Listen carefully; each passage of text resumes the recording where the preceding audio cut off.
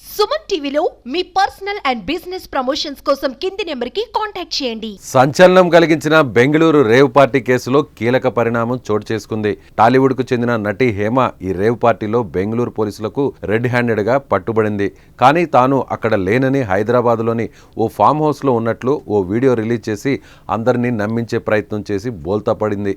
ఈ కేసు దర్యాప్తు చేపట్టిన బెంగళూరు పోలీసులు తాజాగా ఛార్జ్షీట్ దాఖలు చేశారు. మొత్తం 88 మందిని ఈ కేసులో నిందితులుగా పేర్కొన్నారు పోలీసులు. 1086 పేజీల ఛార్జ్షీట్ దాఖలు చేసిన పోలీసులు టాలీవుడ్ సీనియర్ నటి హేమ ఈ రేవ్ పార్టీలో పాల్గొని డ్రగ్స్ సేవించినట్లు ఛార్జ్షీట్లో పేర్కొన్నారు.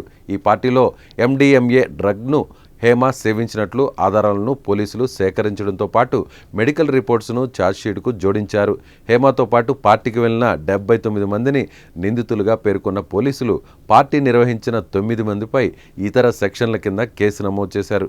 NDPS సెక్షన్ 27 కింద నటి హేమను నిందితురాలుగా పోలీసులు పేర్కొన్నారు. హేమకు పాజిటివ్ రాగా హేమతో పాటు హాజరైన మరో యాక్టర్కు డ్రగ్స్లో నెగిటివ్ వచ్చిందని పేర్కొన్నారు. తాను ఏ పాపం ఎరగను, కొందరు కావాలని ఈ కేసులో తనను ఇరికించారని ప్రగల్భాలు పలికిన నటి హేమ ఛార్జ్షీట్లో పేరు నమోదు చేయడంతో గతంలో ఆమె రిలీజ్ చేసిన వీడియో పోలీసుల నుండి తప్పించుకునేందుకు ఆడిన నాటకంలో భాగంగా చేసింది అని తేలిపోయింది.